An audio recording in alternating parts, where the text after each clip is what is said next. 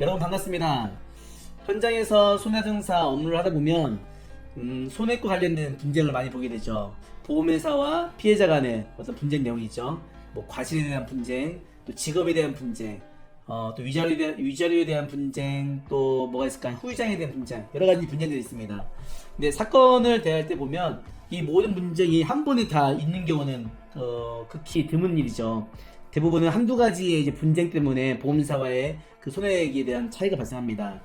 오늘 소개할 영상은요, 직업에 대한 분쟁에 대해서 설명을 할 겁니다.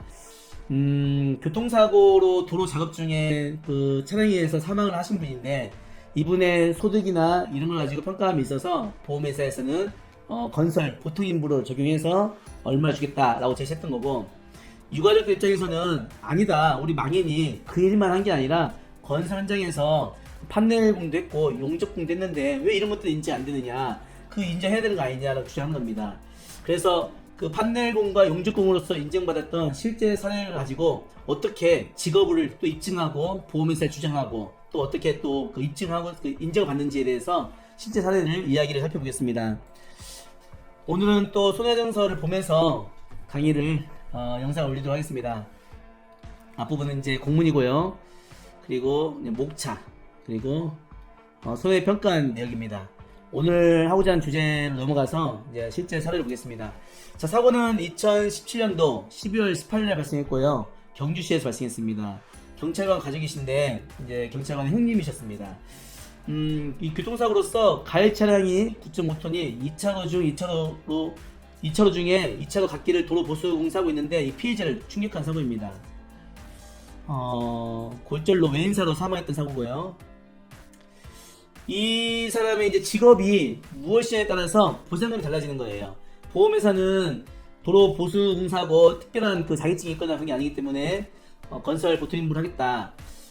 근데 피해자의 진술을 들어보니까 이 망인이 건설 현장에서 일을 많이 해왔어요. 그러다 이제 도로 보수 공사도 요청이 돼서 일부 한 거고, 건설 현장에서 조립식 판넬 조립 공무도 일하고 용접공도 일했기 때문에 그에 대해 입증한 겁니다. 여러분, 자격증이 없으면 어떻게 이걸 입증할 수 있을까요? 설명을 드리겠지만, 첫째는 작업했던 그 작업 도구, 또 옷도 있을 것이고, 뭐 망치부터 어떤 용접 기구도 있을 것이고, 컴프레셔도 있을 것이고, 여러 가지 작업 기구. 두 번째는 이동 노무비 명세서를 떼어보는 거죠. 근무했던 데서 이 사람이 조립공을 근무했는지 용접공을 근무했는지 그 서류를 떼어보면 알 수가 있습니다. 또 근무했던 곳에서 확인서도 받을 수 있는 것이고요. 또 재직증명서도 있을 것이고, 또 고용보험 공단에서 그 일용 일용 노무 하신 분들에 대해서 얼마 일당 받는지 그 일당 지급한 내용이 있습니다. 이런 것들을 다 확인을 해서 종합적으로 봤을 때 과연 이 사람의 소득을 용접공이나 판넬 조립공으로 인정할 수 있는지를 판단하는 겁니다. 이제 피해자의 얘기를 듣고 한번 직업에 대해서 재평가 해볼 수 있겠다 싶어서 제가 사건을 진행을 합니다. 피해자는 대학교 졸업 이후 20대 중반부터 사망 당시까지 약 25년 동안 건설 현장에서 판넬 조립공과 용접공으로 근무한 사실이 있습니다. 자, 확인서. 이게 이제 그 로하스 건설에서 발행한 확인서, 판넬공, 용접공으로 근무한 사실이 있고요.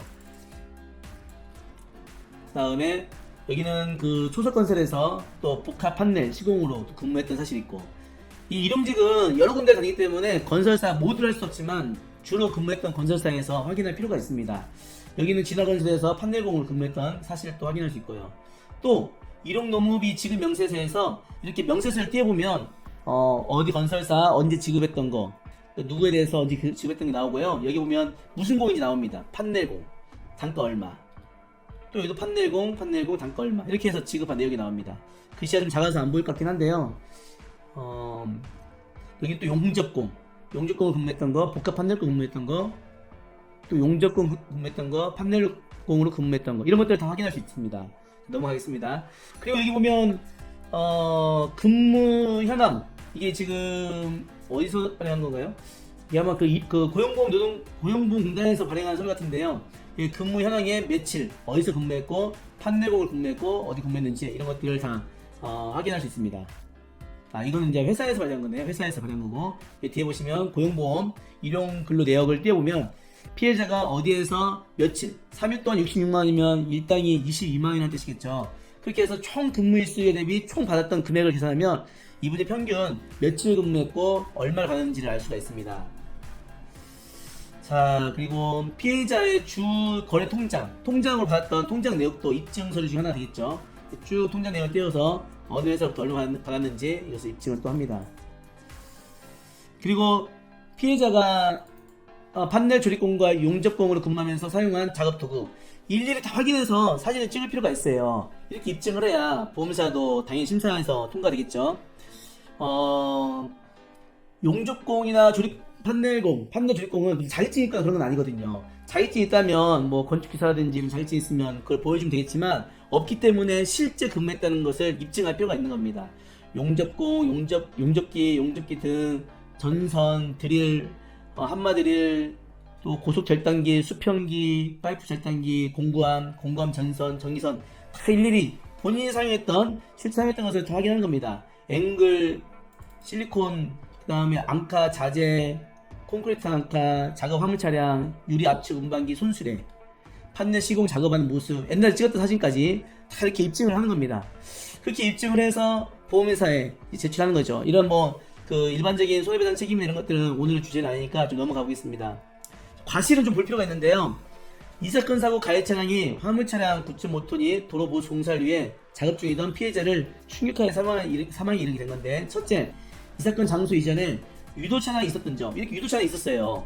그런데 불구하고 졸음운전하면서 살짝 이렇게 옆으로 빠지면서 2차로에 있는 그 작업자를 충격한 거죠.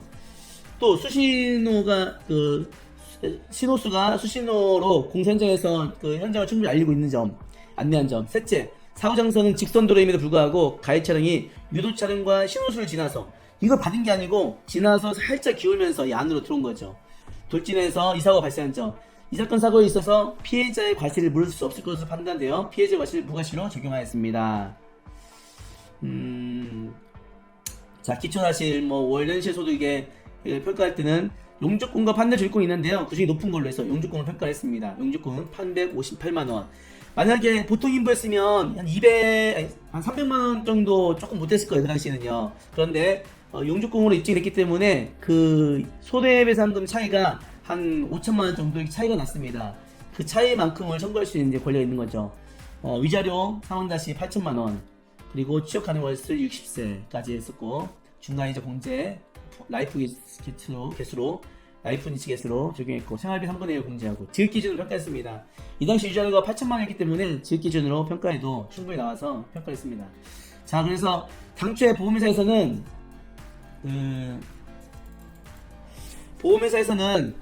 보통 인부로 평가해서 2억 1천인가 이 정도가 최선이다 라고 제시를 했었는데, 경찰 우리 간부 되시는 분의 이제 가족이 있는데 저하고 상담하면서 형님의 근무했던 게 건설 현장에서 근무한 게 있다, 그럼 내가 조사해보겠다 해서 현장 조사를 통해서 이런 것들을 입증하고, 입증을 통해서 2억 7천만 정도 상당히 금액을 수령하게 된 사건입니다.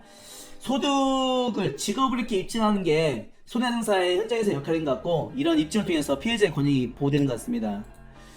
자, 오늘은 손해배상사 일하면서 과실과 직업과 위자료와 장애와 여러 분쟁들이 있지만, 오늘의 사건에 있어서는 직업에 대한 다툼, 단순히 보통 인부를 할 것이냐 아니면 용접공이나 조립 판넬공을 할 것이냐, 이 직업에 대한 입증과 인정받은 사례를 설명을 드렸습니다. 과정을 보여드렸습니다. 여러분 제 영상 보시고 혹시라도 이런 사고가 진행했다면 이렇게 입증을 해서 본인의 소득을 주장하는 것도 좋은 팁이 될 것 같습니다. 오늘도 제 영상 시청해주신 여러분 진심으로 감사합니다. 항상 응원해주셔서 더욱더 열심히 노력하는 백박사가 되겠습니다. 감사합니다.